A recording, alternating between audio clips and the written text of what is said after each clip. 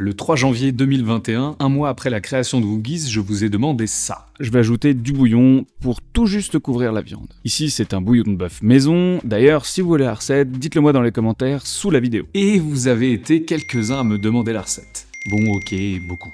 Oui, bon bah ça va, j'ai compris, vous étiez énormément à me demander cette recette. Alors déjà, sur les autres vidéos où j'utilisais du bouillon de bœuf, mais ces derniers temps, vous me la demandiez même sous les recettes de tarte tatin. Alors pour commencer cette vidéo, je voulais m'excuser pour ce retard de livraison. Mais j'ai quelques excuses histoire de racheter un peu mon honneur. La première, eh bien c'est qu'après cette troisième vidéo de Woogies sur YouTube, on s'est focalisé sur les vidéos verticales, sur Insta et TikTok, car j'étais trop frustré de ne pas pouvoir sortir plus de 2 vidéos par mois sur YouTube, au vu du travail que cela représentait. Le compte sur Insta et TikTok explose, merci encore pour votre soutien, c'est complètement fou, et on met la chaîne YouTube en sommeil pendant presque 2 ans. Mais j'avais toujours YouTube qui me trottait dans la tête. C'était ça mon objectif initial. Des vidéos longues sur la cuisine et la gastronomie en général. Alors, octobre 2023, on se relance sur YouTube avec 5000 abonnés et la volonté de tout casser. Un peu plus de 2 ans après, on est presque 300 000 ici. Ça dépasse toutes mes attentes, alors merci pour ça aussi. Alors je vous rassure, on est toujours sur Insta et TikTok avec des recettes incroyables toutes les semaines, et c'est pas parce que les vidéos ne font qu'une minute qu'on n'envoie pas des recettes de l'espace. Bon, désolé pour les petits nouveaux, mais j'étais obligé d'introduire cette recette avec quelques explications. Si vous vous abonnez pour ne pas louper les prochaines recettes, vous comprendrez très vite qu'il y a 2 piliers ici, le bouillon de bœuf et le piment d'Espelette. Bon allez, le mea culpa et les explications c'est bon, on se lance sur le bouillon.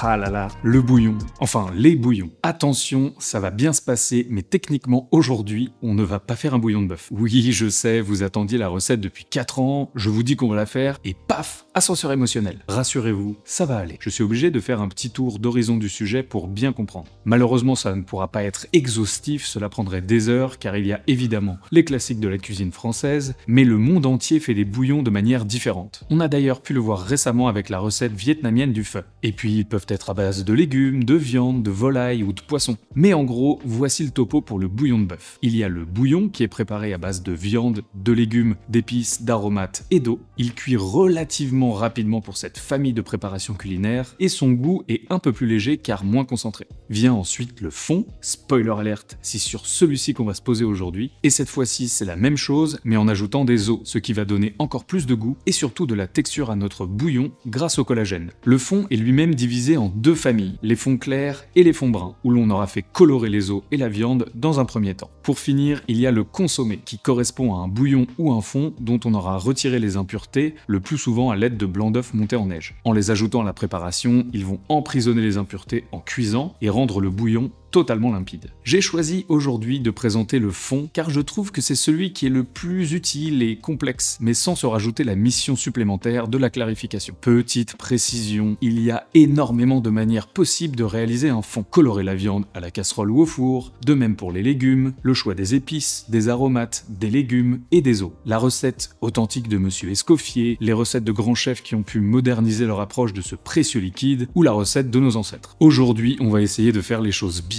à ma manière, avec des produits accessibles et des ustensiles que l'on peut facilement avoir sous la main. Bon, je pense que l'on vient de battre officiellement l'intro la plus longue de cette chaîne, mais je crois que ça valait le coup de faire un peu plus long. Ça part sur un bouillon, enfin un fond. Et pour commencer, il va falloir vous rendre chez votre boucher.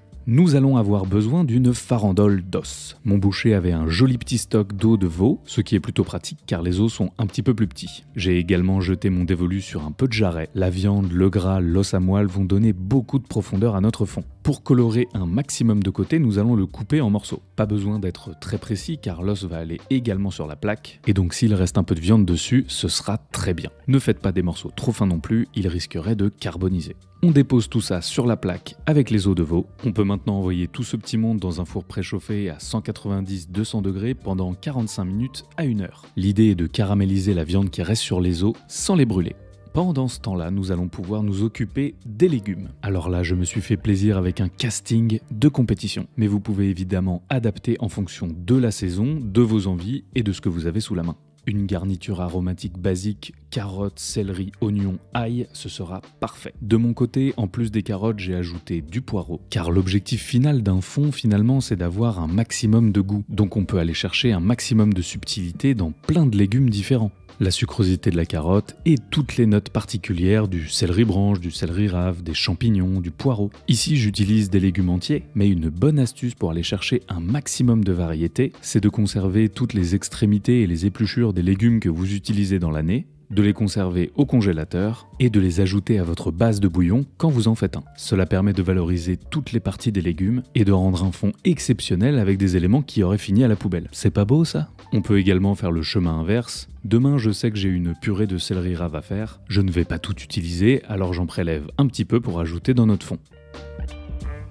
Autre élément important lors de la préparation de notre garniture, c'est la découpe des légumes.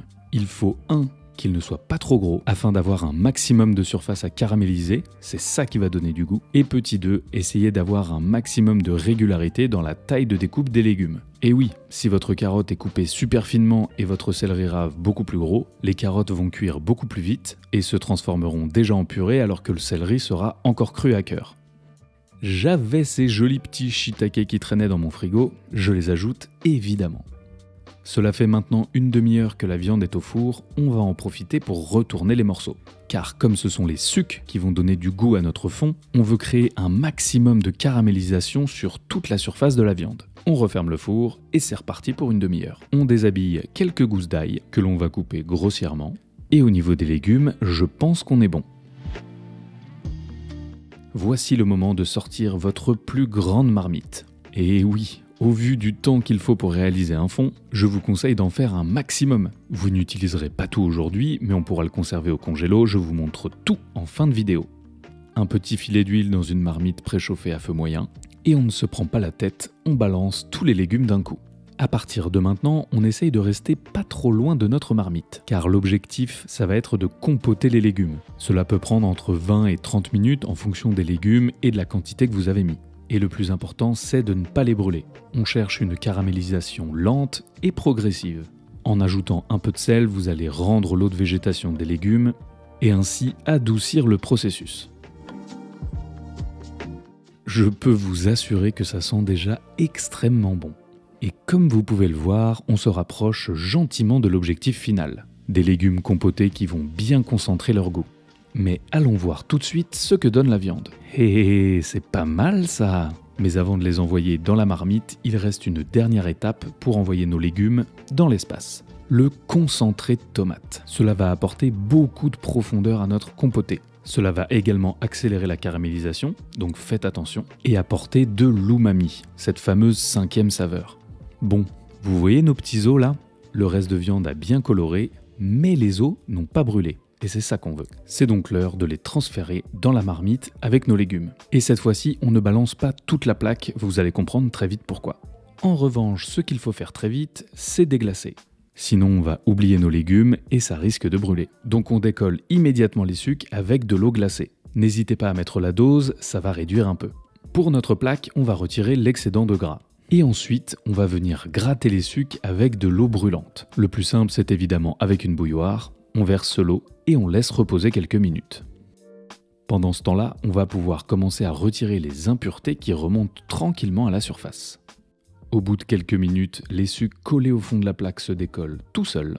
Et ça, c'est pas juste pour aller plus vite au moment de la vaisselle, hein. C'est parce que ce sont ces petits morceaux collés au fond de la plaque qui vont donner beaucoup de goût. Donc ça file dans la marmite avec tout le monde. Pendant les 30-45 premières minutes, on va écumer régulièrement. Et lorsque les impuretés ne remontent plus trop à la surface, on va pouvoir s'occuper des épices et des aromates. Comme pour les légumes, faites-vous plaisir. J'ai utilisé des graines de fenouil, de coriandre et de poivre, un peu de piment d'Espelette, du thym, du romarin et du laurier. On mélange un petit coup, on se met sur feu doux. Et là, on a quelques heures devant nous.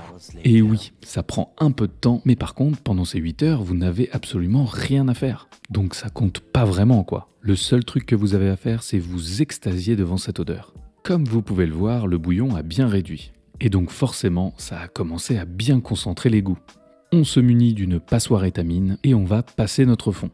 C'est-à-dire séparer les éléments liquides des éléments solides. Et la passoire étamine avec son maillage très fin va permettre de récupérer toutes les petites impuretés, les épices, les aromates et évidemment les eaux.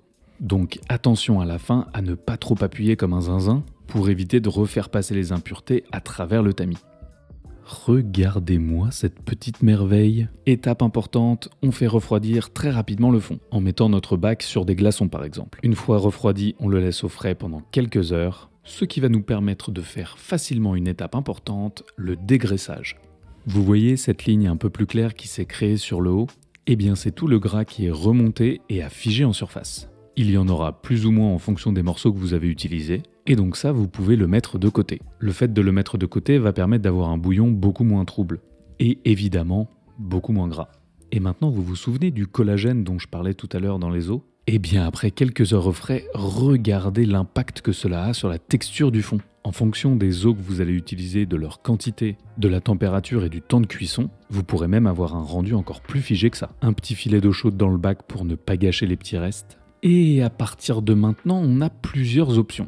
Soit utiliser le fond immédiatement, mais comme on en a fait une belle quantité, je vais vous montrer comment le stocker. Mais avant tout, maintenant qu'il est remonté en température, on va le goûter, non ? Et oui, ça fait 2 jours que vous êtes en cuisine, il y a un moment où il faut savoir se faire plaisir aussi. C'est facultatif, mais on peut repasser le jus à chaud, histoire d'être sûr qu'on n'ait plus de morceaux solides.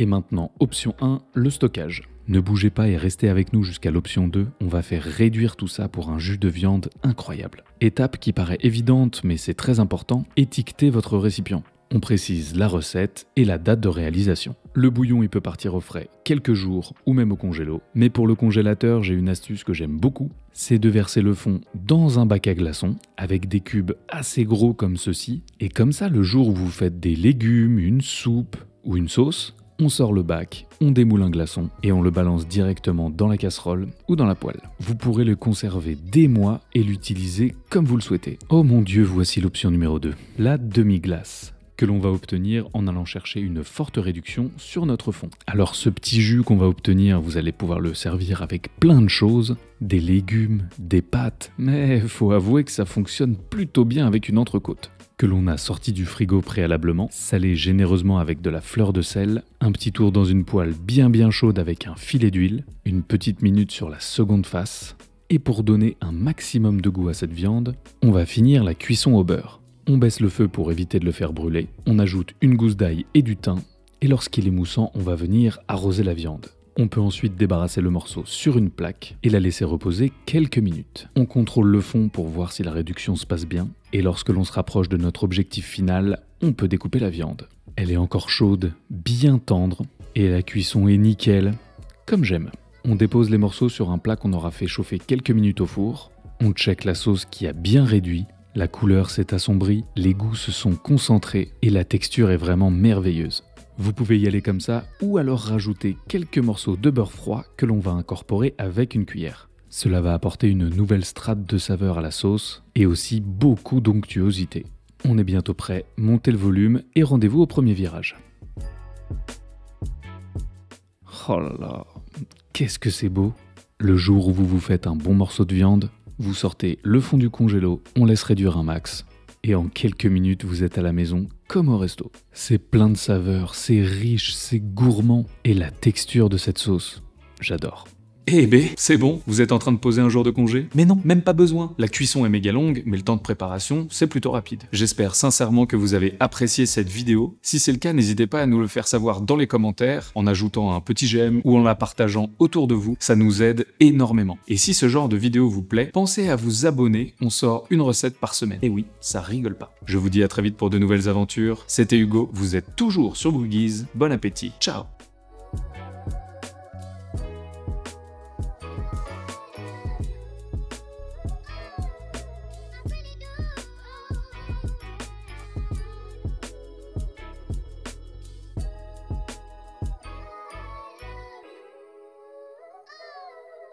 Really do.